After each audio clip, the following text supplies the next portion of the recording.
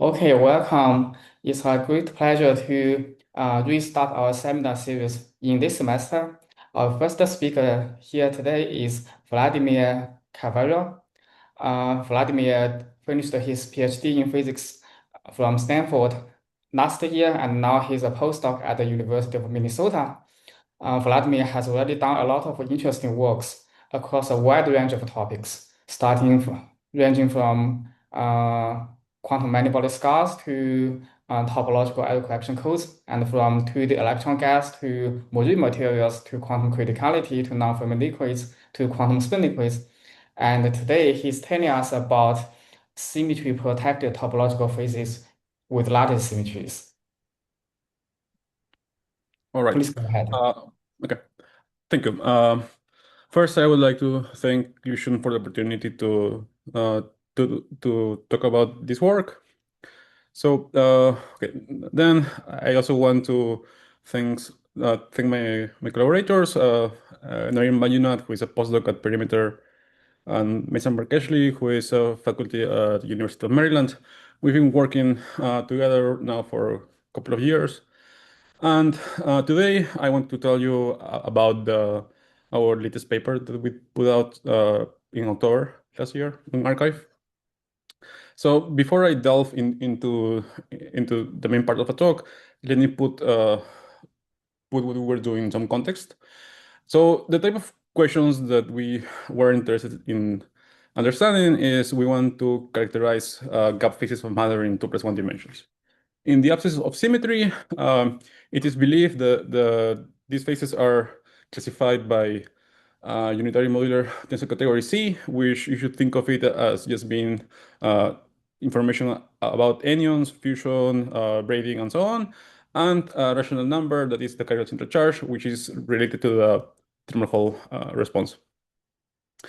In the presence of symmetry, things are a bit more complicated, but about 10 years ago, Mason and collaborators figured out that the way to understand this is to introduce something called a G-cross extension of unitary modular tensor categories. And the way I think about this is that it tells you it tells you properties about the symmetry defects and also how the symmetry fractionalizes on the anyons.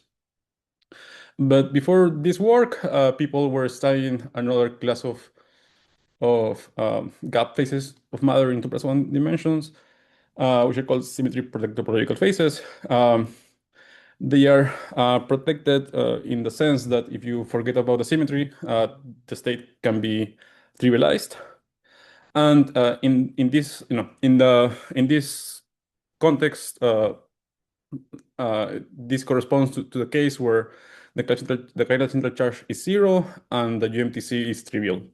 So when we talk about the G-cross extension of the trivial, essentially what we're trying to understand is what are symmetry properties of the defects. Okay, right. But when people started working on this, kind of one had to make some assumptions on what type of G one is working with. For example, I think in the original paper that they were thinking mainly about finite groups, unitary and on-site symmetries. Later on, there's been work to propose that you can make G to be a compactly group. You can make G to have anti-unitary elements and so on. And it seems that the framework still works, but some interpretations are somewhat more subtle.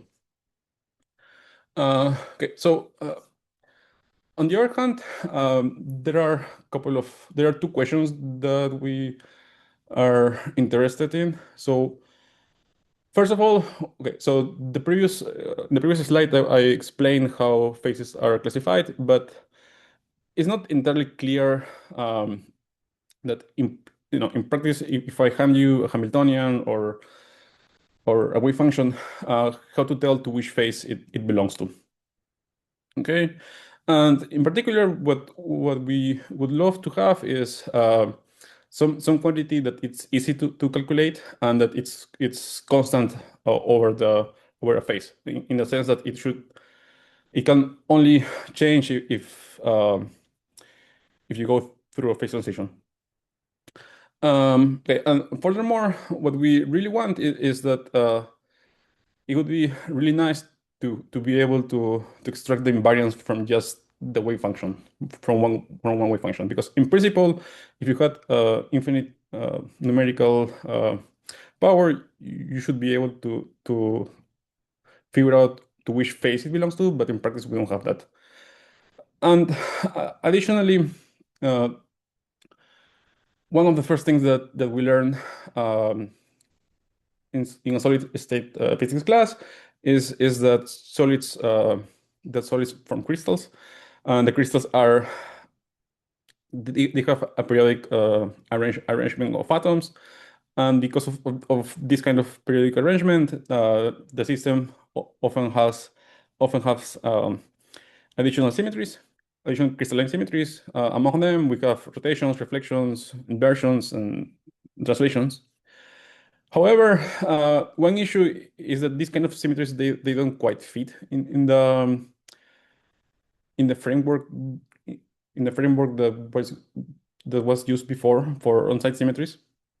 So we have to think about how can we make progress.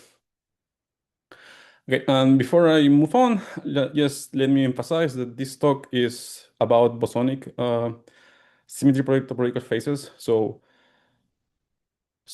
the story will be a bit different if there are fermions, if there are microscopic fermions present, or if there are anyons. But in any case, our expectation is that most of the things that we have should be generalizable to these more complicated situations. Okay, so um, one of the first proposals that I am aware of to deal with crystalline SPTs in 2 plus 1 dimension was work by Mike Hermerly and collaborators, in which what they were trying to study was point group SPTs, and by point group here they actually mean crystalline symmetries that fix at least one point. And in their context, roughly their argument was that in order to classify what are the possible SPTs, you can start with a generic wave function in one of the SPT phases, and then precisely because psi is an SPT, you should be able to deform the state away from the points fixed by the symmetry, and you should be able to trivialize them. So, for example, here I'm showing you a cartoon for what happens when you have reflections. So here, sigma is a reflection about the red line. So the idea is that in the blue regions, you should be able to deform the state uh, so that it becomes a trivial product state. And this is fine as long as whatever you do on the left, you also do on the right. And at the end of the day, what you end up with is a state that is non-trivial only close to the reflection axis. Okay, and furthermore, if you think about it, the symmetry now effectively acts as if it were an on-site symmetry in a lower dimensional object. Sorry, space. Right. So then, what their classification reduces to is essentially you just need to understand on-site SPTs for in lower dimensions. But additionally to that, they also need to take into account some equivalence relations that are somewhat hard to explain right now. But in any case, after that, they also realized they proposed a way to understand the more general setting in which you also have translations. So in this second paper, what they were studying was phases protected by wallpaper groups in 2 dimensions and also space groups in 3 dimensions, and their construction essentially was that all crystalline SPTs can be constructed from lower dimensional blocks.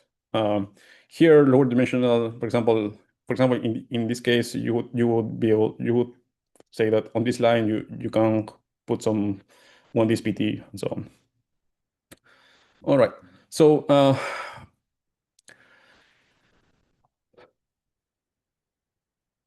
right. So let's see what their classification tell us about some examples relevant for us. So first of all, if you only have D1 symmetry, meaning if you have one reflection, the classification essentially reduces to classifying one plus one dimensional SPT is protected by C2 because now the reflection acts on site. And it is well known that there are no such non-trivial SPTs. And this is related to the fact that for C2, there are no projective irreps. Then one can do similar analysis. What one finds is that, for example, when you have CM symmetry, meaning that you have M-fold rotation, the classification is CM that corresponds to the angular momentum of degrees of freedom at the rotation center. And when you have D2 symmetry, here D2 means that you have two orthogonal reflections. And what they find is the classification is C2 cross C2. And this corresponds to the D2 quantum numbers of the degrees of freedom at the rotation center. Okay. So then, so that's nice. They told us how, in principle, one can what are the possible crystalline SPTs, but it's not entirely obvious how, in practice, we can decide to which phase a wave function belongs to.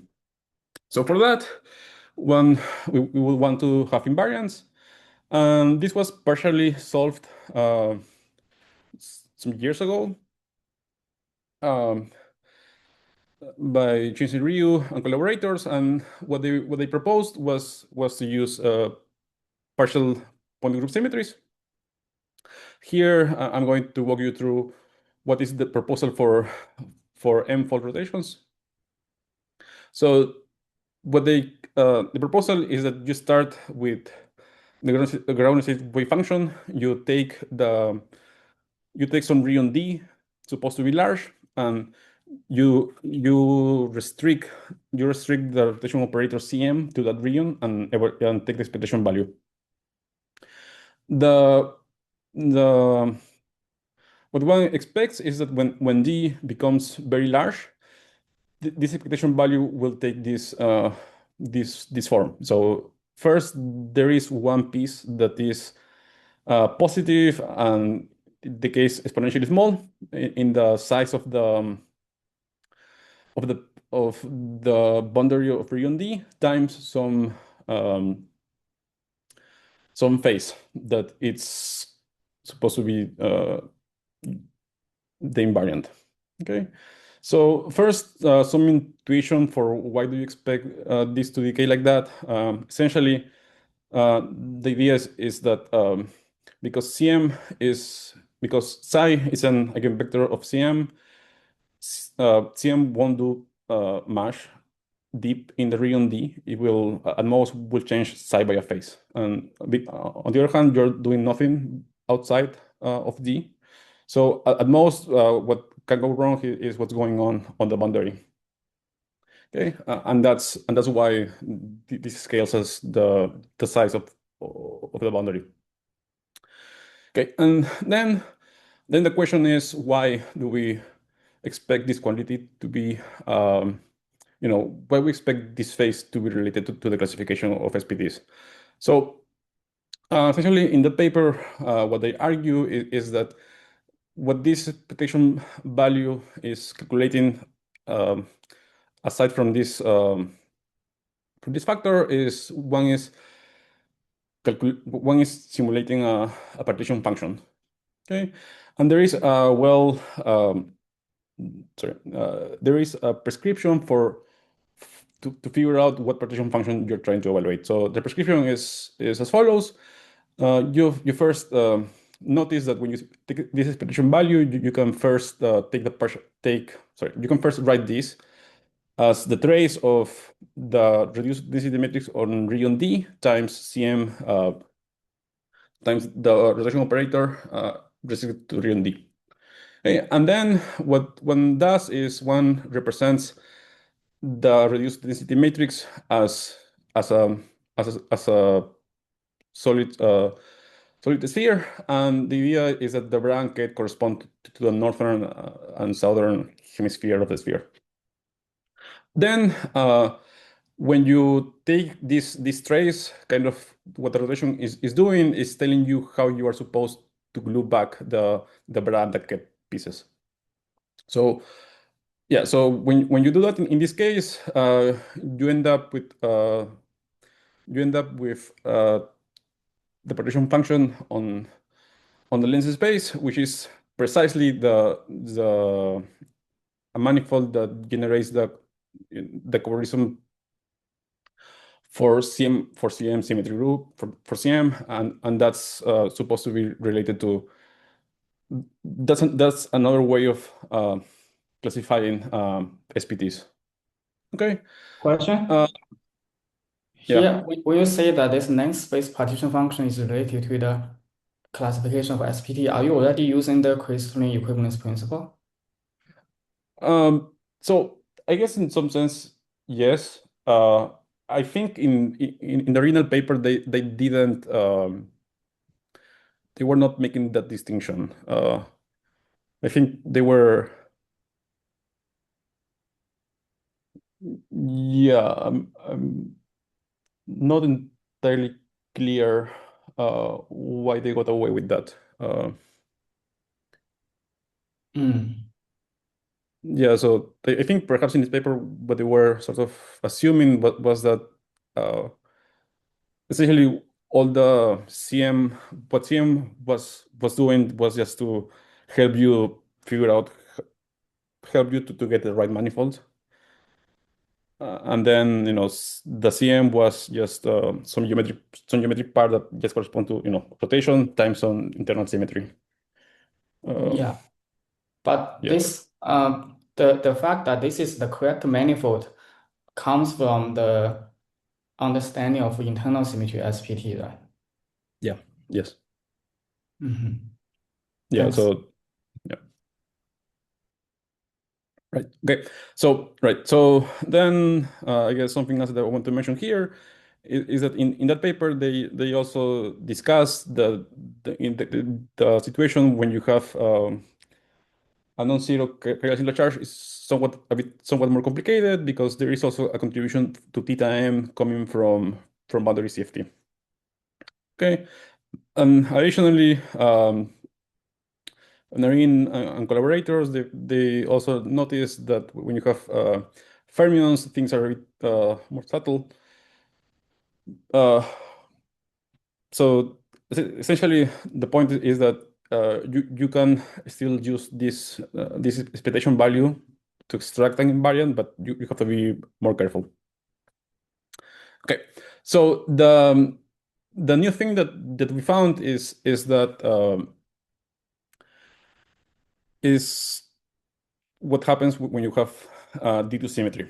So in the original paper by Shishri and collaborators, they only worked out what happens for rotations, reflections, and inversions, but not when there is a rotation and a reflection. So, and the reason why this is important can be seen as follows. So as I was mentioning before, okay, so first, D2 again corresponds to having two reflections along orthogonal lines, and the classification the from my Hermelius group is C2 cross C2. So one C2 can be detected using partial rotations, essentially because the product of a two reflections is rotation by 180 degrees. However, the second C2 is not clear how to extract, because if you were to try to just use one reflection, you would run into trouble, because we know that there are no SPT is protected just by one reflection. So we kind of have to construct an invariant that uses both, and it should also be able to detect this second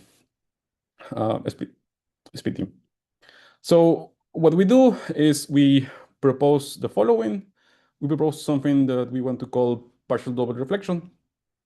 The idea, as before, we take region D, again, it's large, but now we take D and we partition it into three pieces. We take a left piece, center piece, and a right piece, in such a way that the left and the right piece are related by the vertical reflection that I denote RL prime. And I'm also assuming that the region D is symmetric under both reflections, RL and RL prime. Okay. As before, what we propose is that we take the expectation this partial operation, we restrict RL to just DC and restrict RL prime to left and right. And what we expect is that this should go to some factor that decays exponentially in the size of the perimeter of D. But now how this behaves is a bit more complicated because now we have more boundaries. So it's not super clear how it will decay precisely. And then in addition to that, we expect to be able to extract a phase, and the phase is our proposed invariant. So again, the reason we believe this is an invariant is that we can use the same techniques we can use the same prescription as was done originally for rotations to figure out that which manifold this prediction value is evaluating. So what we find is that this prediction value is evaluating the prediction function on RP2 cross S1. But perhaps more importantly, it's RP2 with some reflection flags, and S1 has these flags. Okay, so right, and again, why we think this is related to this SPT invariant.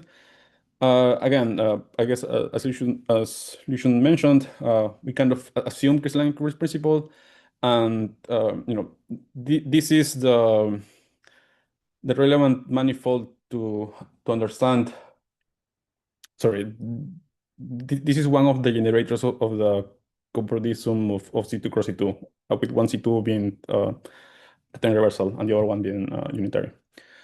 And that's on one hand, but on the other hand, it's also we also believe that this is the right invariant, because when we evaluate this partial double reflection on the ideal wave functions that my Hermeli collaborators constructed, we were able to detect the second C2, which, as I was saying, essentially these two C2s correspond to what is the sign of they correspond to the eigenvalue under RL and RL prime of the degrees of freedom localized at O. So now if you take this expectation value here and you evaluate it on a product state, you see that this end up reducing to just the expectation value of RL at O. So which is precisely what we wanted to measure. Okay. Right. So now that I told you how to construct invariants for point group symmetries, I want to go to a slightly more complicated case, to what happens when you have the full symmetries of a lattice. In particular, I'm interested in what happens for the square lattice. So just in case, I'll remind you that the symmetries of the square lattice is called P4M, and P4M it's a symmetric product between C2, which is correspond to translations, and D4, where D4 again is a symmetric product between four-fold rotations and a reflection. Uh, the real space construction, what they tell us is that in this case, the different crystalline SPTs, they can be simply understood as placing charges at high symmetry points. So here, okay, to explain this a bit further, so here I'm showing you what is the unit cell of the square lattice. So in the usual, usually, sorry, maybe you can think of alpha as being a vertex of a lattice, beta as being the center of a plaquette, and gamma 1 and gamma 2 being centers of bonds. All right, so essentially what they are telling you is that, for example, for alpha, you get C2 cross C2 classification because at alpha, you need to put degrees of freedom that are um, that transform under D4, which is like the point group of alpha, and similarly for beta. Right. Then for gamma, in principle, these gamma 1, gamma 2 are different, but because they are related by a rotation, it's, whatever happens in gamma 1 fixes what happens in gamma 2. So that's why we only need to specify what happens in alpha, beta, and gamma 1. Okay, so now that we understand what are the possible phases, we want to be able to detect them. And the way we do that essentially is by using the invariants that I was mentioning before. But the important thing now is that we need to um, evaluate them using different rotations and different reflections. For example, to evaluate the two invariants with respect to alpha, what we measure is the partial rotation and a partial double reflection, which is this theta alpha and this sigma alpha, lambda one. And you do similar thing for beta and for gamma. So in this case, what we found is that the two types of invariants that I introduced before are enough to detect all the crystalline SPTs for a square lattice. So this similar thing happens for a triangular lattice. In this case, the symmetry group is, again, it's called P6M. It is a symmetric product between Z squared translations and D6. Then interesting thing now is that you have three different high symmetry points, alpha, beta, and gamma. The new thing here is that beta, it's actually invariant under D3. So in principle, you should be able to put charge, C2 charge because of reflections. However, they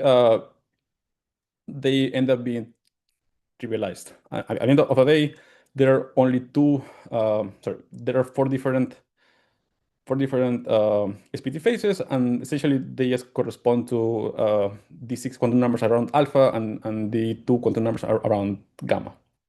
And again, this can be simply detected by using our previous point group invariants. Right.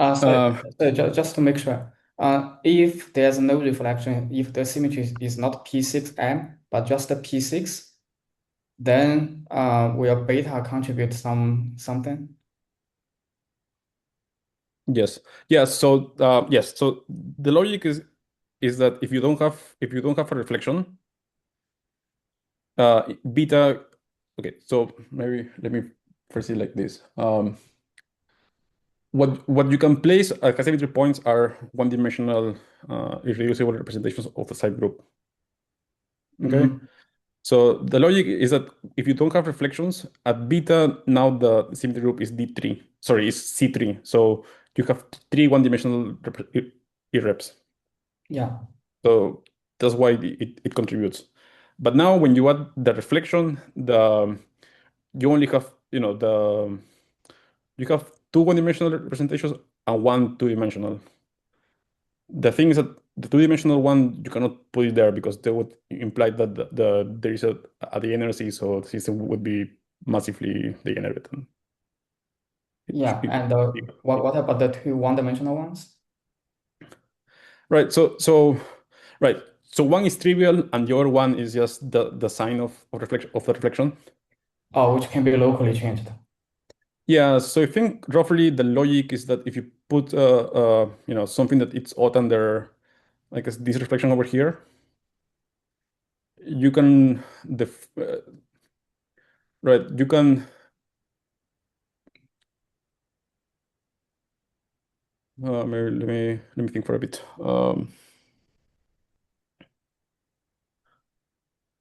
I think roughly you can write it as a product of three of so because the representation is C2, meaning that it scores to one.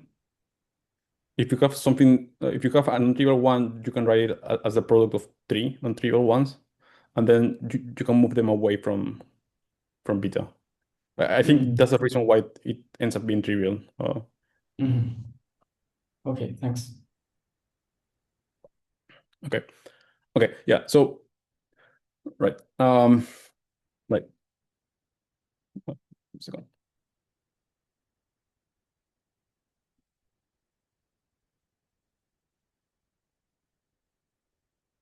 Okay. So now that we yeah, right. So now that we understood how the classification of crystalline SPTs for certain wallpaper groups, we want to see what else what happens if we consider slightly more complicated cases. So for that, it's convenient, at least for us, because of our previous experience, is to think about this crystalline curvature principle. So this was proposed by Ryan Thorngreen and Dominic Els. Essentially, in this paper, they were they were trying to make sense of what gauging lattice symmetries means. The problem initially is that because lattice symmetries are not really local, it's a bit hard to make sense of that. But at the end of the day, under some assumptions, they were able to make sense of that. And one of their results is that this crystalline curvature principle that essentially tells you that if you want to classify uh, topological phases in the presence of crystalline symmetries, you can just treat them as if they were on site. With the only caveat that, at least for bosons, that if you have a reflection or any other symmetry that changes the orientation of a space, one should treat it as if it were an anti-unitary symmetry. So at the end of the day, what this tells us is that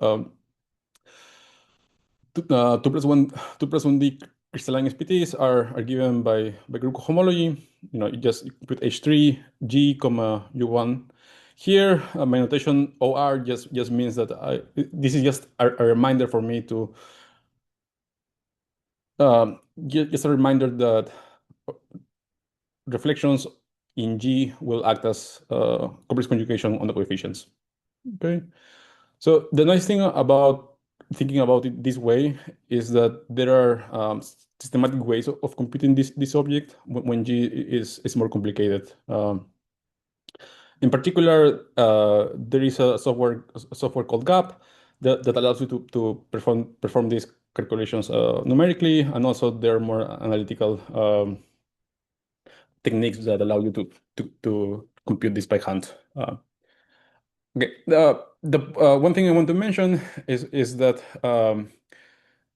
we usually use this isomorphism between group homology with U1 coefficients and group homology with integral coefficients, just to make, sorry, essentially because it's usually easier for us to think about this, especially because gap actually gives you this object, not the one with U1 coefficients, and similarly for, yeah.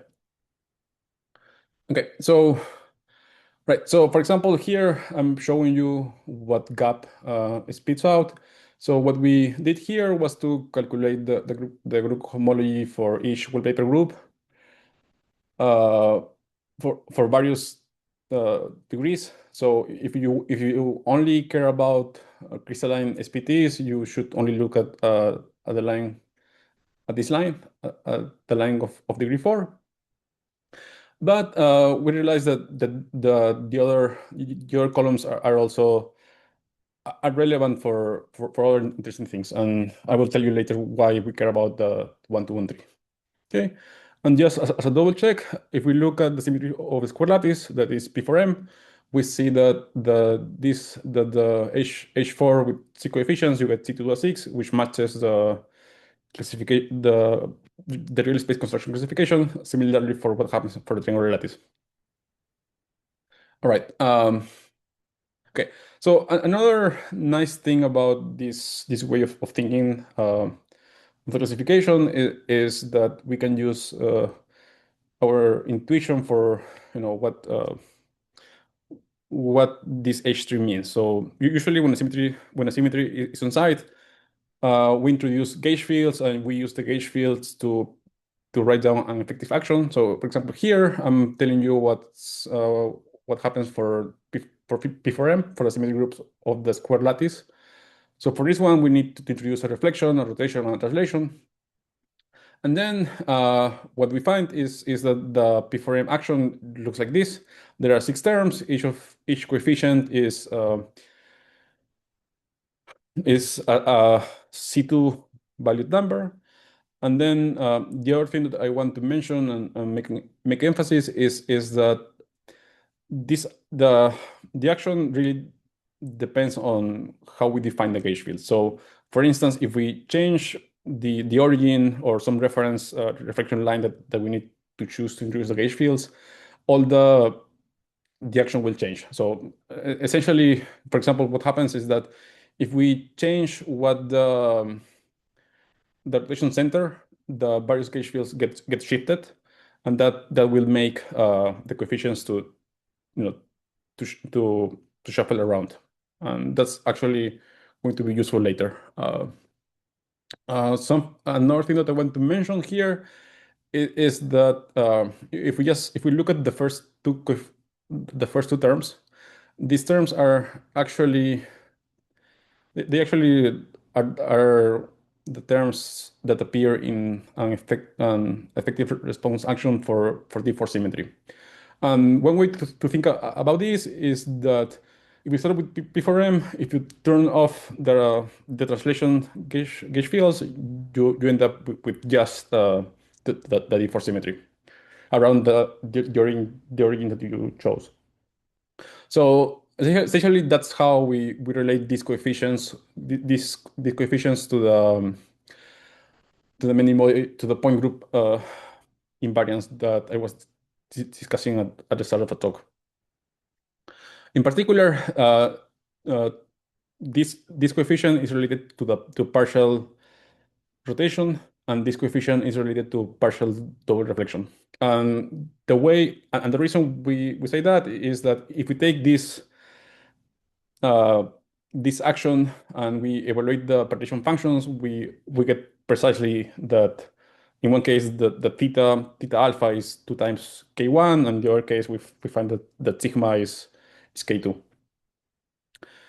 Right. And then if we want to figure out if we want to know what is the relationship between these various coefficients and the coefficient and the invariance around say beta, meaning the plaquette center, what we need to do is we need to change our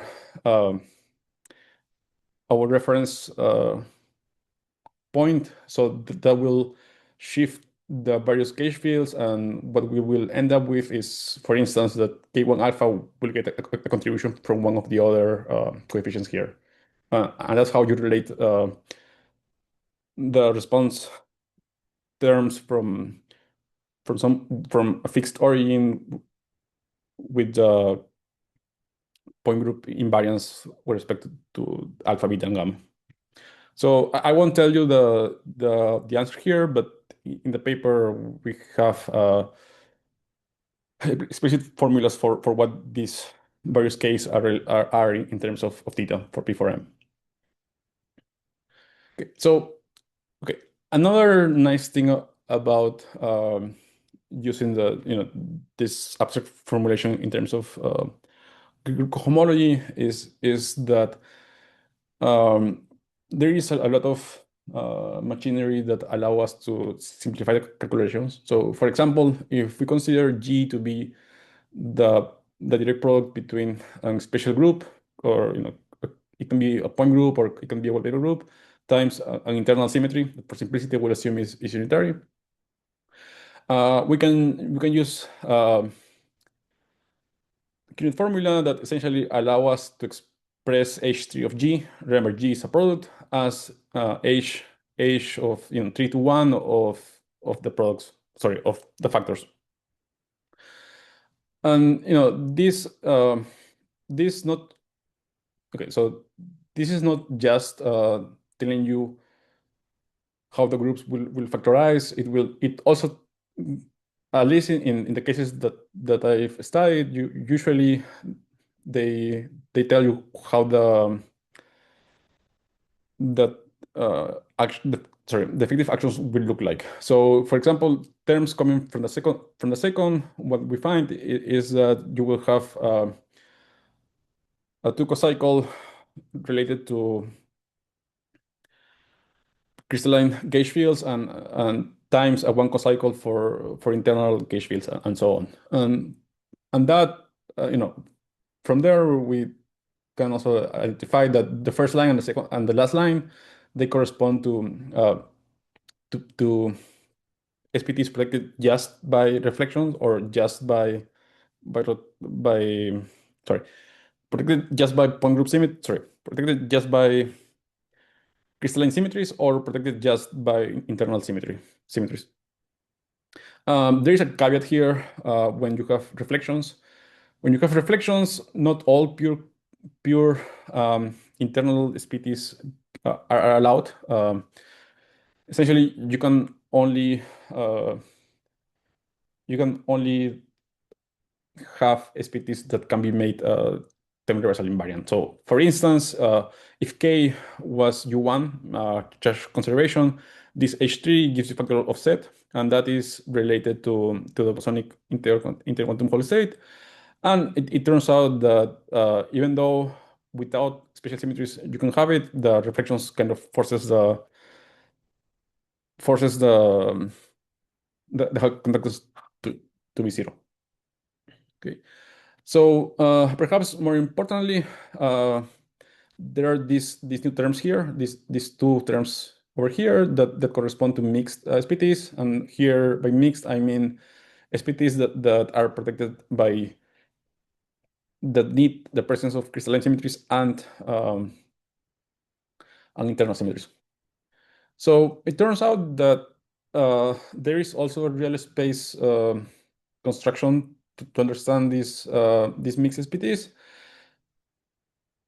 However, it's a bit hard for me to understand the general picture because the calculation it's very different from what I'm familiar with. So instead, we can stare at the formula that I had in the previous slide, and we can further simplify this by using another theorem that allow us to express this object here in terms of H2, H3, and H1 of G space with intercoefficients. I won't explain the details, but at the end of the day, what we found is that there are three different kind of things that can happen. One thing that can happen is that we can have k charges at high symmetry points and fill in.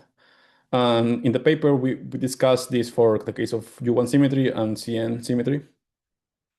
Another thing that can happen is that if you have a reflection line, there can be, the reflection line now, sorry, on the reflection line, the reflection becomes on-site, and that allows to have mixed SPTs between the on-site symmetry K and D1. So we discussed this for okay. There shouldn't this doesn't happen for U1. It only happens for CN. So And just to make sure the notation here, do you mean K can be either U1 or ZN or Z2N? yeah. So what I mean here is that these are the examples that we considered in the paper. Yeah. So I should have wrote K equal U1 CN and here K equals C2N. I see, I see. Yeah. Thanks. Yeah. And then the last thing that can happen is that you can either just have sorry, you can just place 1 plus 1D SPTs of just K on various reflection axes. But this is not the whole story because when you expand terms here, you find that some of these guys they become trivialized. But it's somewhat we can read off from this expansion. It's not something that we have to figure out case by case. Okay, and anyway, but essentially, these are the kind of things that can happen. Um, I so see. let me walk you. Do you mean these are all possibilities? I think so. At least when K is unitary and in 2 dimensions, I think so. I think Ah, when K is anti-unitary, things can be a bit more complicated. I see. What do you expect to change? Um,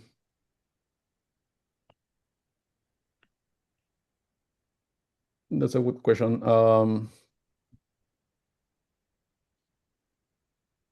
Yeah, maybe nothing. Okay, I have to think more, but Mm. yeah, I have to think more about that. Uh, Yeah, maybe at least the first one, the K charges at high symmetry points, this one may go away if K is just well, a time reversal. yeah. So I guess some of them will go away. Yeah, because Yeah, I guess I mean it also like depends on how K is. Like for example, if K is U1 semi-direct C2T, yeah. I think you can preserve the first one. So it's Yeah. yeah. I just don't want to make any general statements because I haven't really thought it very carefully. Thanks. Yeah, so now let me walk you through one example that we have in the paper. So first of all, okay, so here again we're on the square lattice, and we have internal symmetry k equal u1 charge consideration. So in this case, using different methods, what one finds is that the classification is C4 cross C2 cross Z, and the way to understand this is that you start by placing U1 charge at alpha, beta, and gamma. However, that you can always move charge away from high symmetry points to the interior of the unit cell. But you can only do that you have to do that while preserving the lattice symmetries. So in principle, so for example, if you have charge at alpha, you can only move it away in groups of 4. You have to move it one over there, over there, over there, and over there. Okay, that explains why you get C4 and C2, and the last set one should think about it as the total U1 charge in the unit cell. This has partial information about what is the charge module for on beta, but in addition to that, it also has information about how much charge there is like anywhere else. All right. Right. So then the question is, how can we extract the invariants? Sorry, how can we detect these SPT phases using some invariant? And what we propose, and this was already discussed before for the case of invertible fermionic invertible phases, is that instead of using just the bare partial the bare CM rotation, what one does is to include uh, include the unitary internal symmetry. And essentially what one does is you assume that G is, sorry, you choose G so that this combination CM cross UG is still M-fold rotation. So meaning that you want this to the power M to be 1.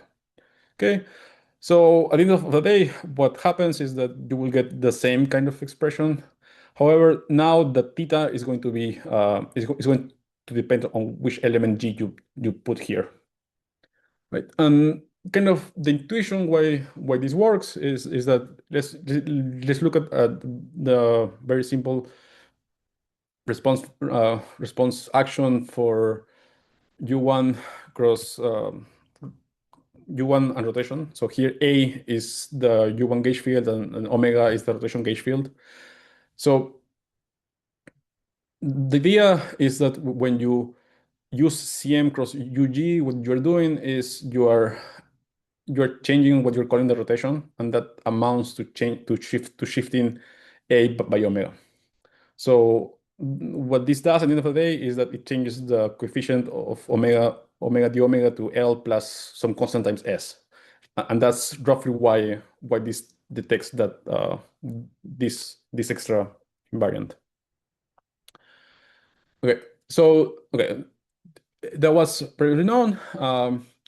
Then the second case that I want to discuss is what happens in the presence of spin rotation symmetry, SO3. So from the real space classification and also from the group homology classification, what we find is the classification is you have three factors of C2, and they correspond to placing SO3's SPTs on various high symmetry lines. So in this case, this is a bit busy, but essentially there are only three independent reflection lines. There are the lambda lines, the mu lines, and the nu lines. Okay. Right. So on each of one of them, you can place a Haldane chain, and that will give you a different SPT. And the idea is that to detect them, we need to come up with something new. And it turns out that we were able, at least for the square lattice, to use addressed version of the partial level reflection that I introduced earlier. So now things are, the logic is that we want to evaluate the partition function on the same manifold, but the difference is that we want to change what fluxes we put through RP2 and S1.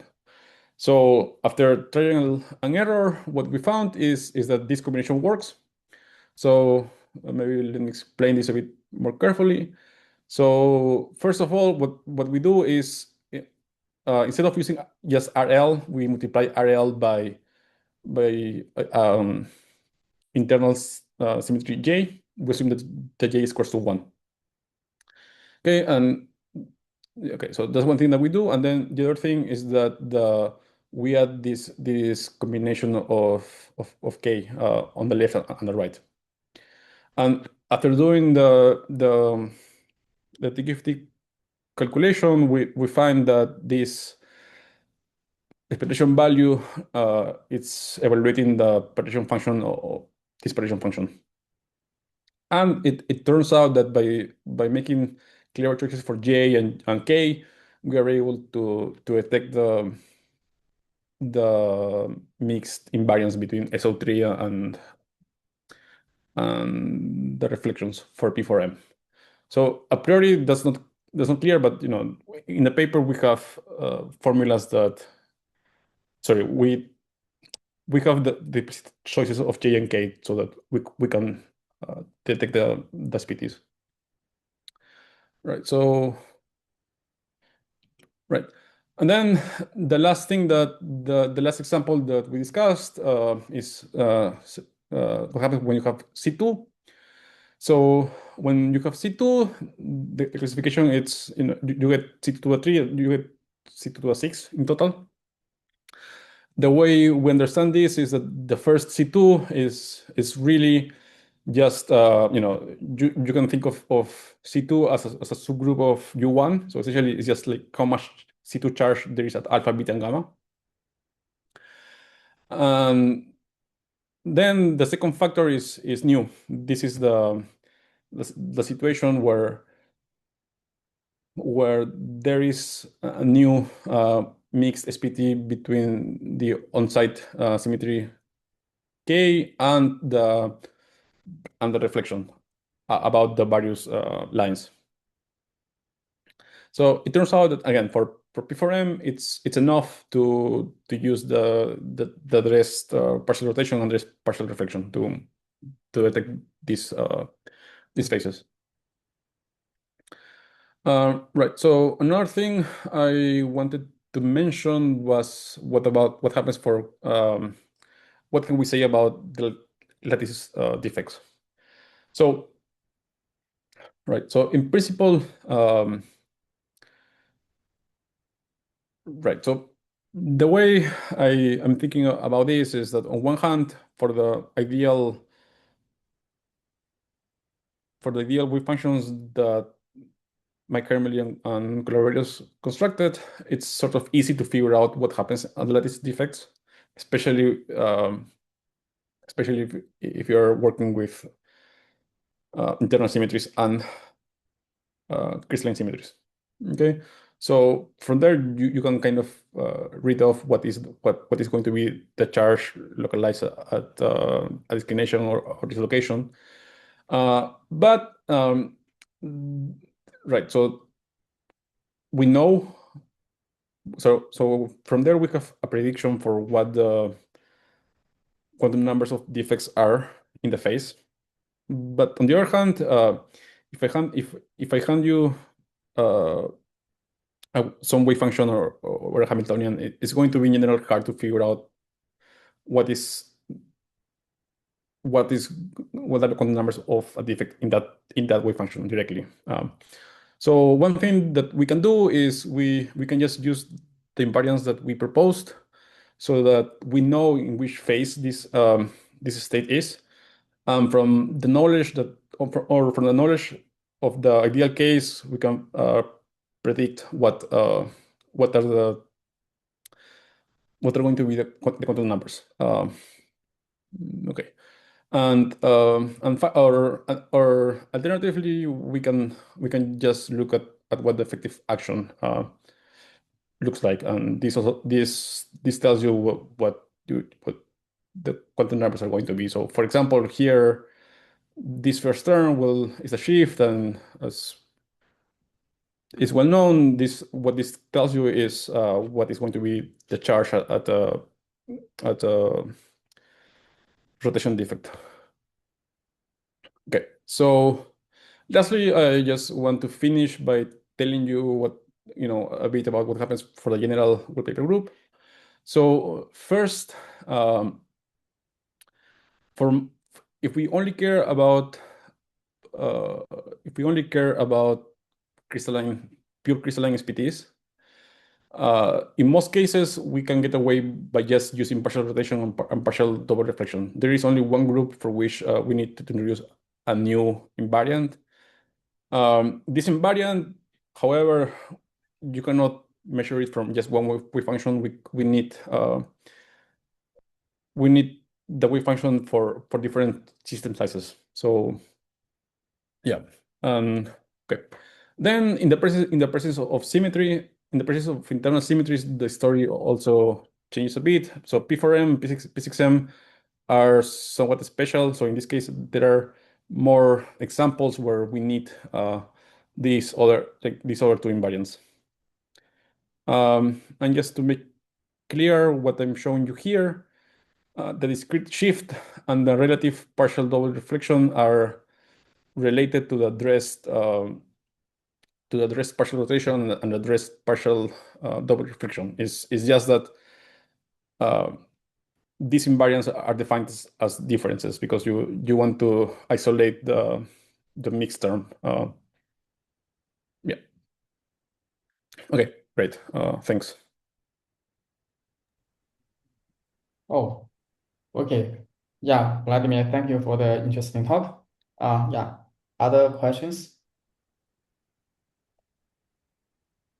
Let me make sure. So here, this list of invariants, are they supposed to be the complete set of invariants, at least for the case where the symmetry group is G space times K, where K is one of these three examples?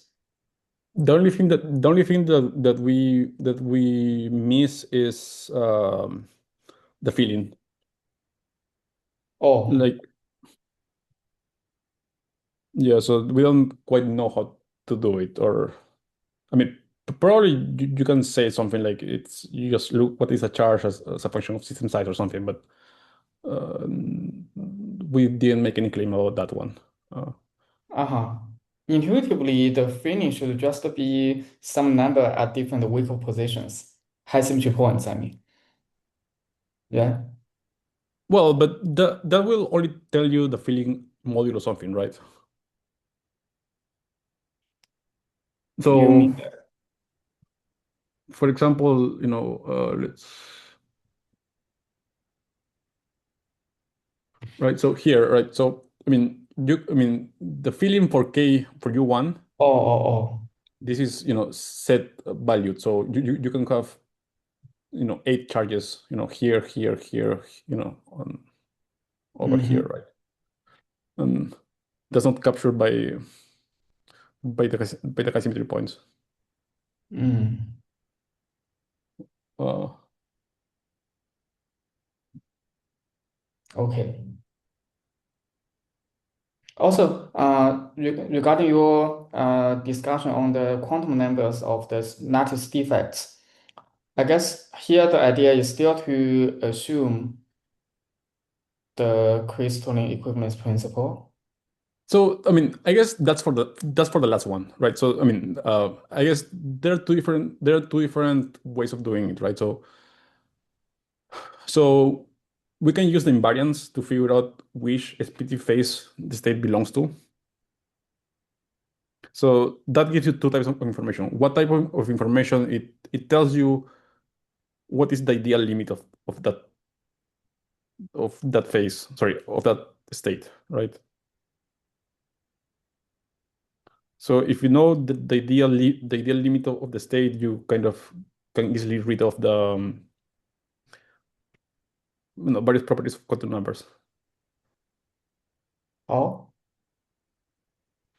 Well, so because this okay, so maybe with more context, the ideal real space SPTs, they are almost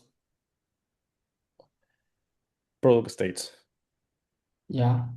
So if they're product states, you can kind of just introduce a defect and see what is the ground state there. Yeah, but this is for the ideal wave functions. Yeah, Then I don't even know if I start there, I don't even know which information I obtain is universal. yeah. So yeah, that's fair. So if I want to know the Yeah, universal information, it appears that I need to use the crystalline equivalence principle. yeah. So to be able to right. So then I guess what you're saying is that okay. So from there you can get some information, but you don't know if it's universal. And the only way that we know how to check if it's universal, if it somehow it's captured by the fictive function. Is that what you're saying? Yeah, and this effective action is based on the crystalline equivalence principle. Yeah. Yeah. Yes. Mhm. Yeah. So it's Yeah, I agree. Mhm. Okay, any other questions? Yes, hi. I have a question about the effective action. So, is it the effective action to the theory in the same sense that Chern-Simons is an effective action to the topological physics, topological orders? Uh, no, because these gauge fields are background gauge fields. We're never we're not making them dynamical. Uh, then what's the physical meaning of the action? I mean, is it possible that we can extract some measurable observable from the action? So as we were discussing, for example, what this action tells you is what are going to be the response to symmetry fluxes. So not quite sure how. I mean, one example that I know is that this term here, this AD omega, that tells you what is going to be the charge at a rotation symmetry defect. Um, so I guess this is similar to what happens when you have an integral quantum Hall state. You have ADA, and that tells you what is going to it's going to be ADA times some coefficient, and the coefficient is going to be proportional to the charge that is trapped is trapped under a U1 flux. I see. So, maybe at this moment it is constructed for uh mathematical purpose. Am I understanding correctly? Yeah, but with this you can make some predictions, and then you can check them in numerics and so on. So yeah, yeah. Okay, thank you. Maybe I want to, Vladimir, I want to defend for you. For example, as you Okay. mentioned, these numbers, these coefficients tell us which SPT phase we are in. Then you also mentioned how to use invariants to characterize the SPT phases. Then these numbers tell us what the invariants are. And the invariants are in principle measurable quantities, at least numerically. So these are real predictions. I see. It's just like also it's just like what Vladimir just said. If we don't consider intrinsic topological order, just the integer quantum Hall effect, we also have an effective action to describe the electromagnetic response of the Oh, integer quantum Hall effect. That's uh, the ADA with the coefficient, and the coefficient tells us the Hall conductance. okay. Yes, true. Thank you. Any other questions?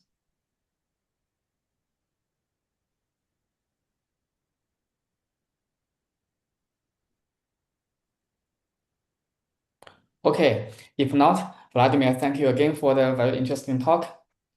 Thank you for the invitation. Yeah, bye. Bye.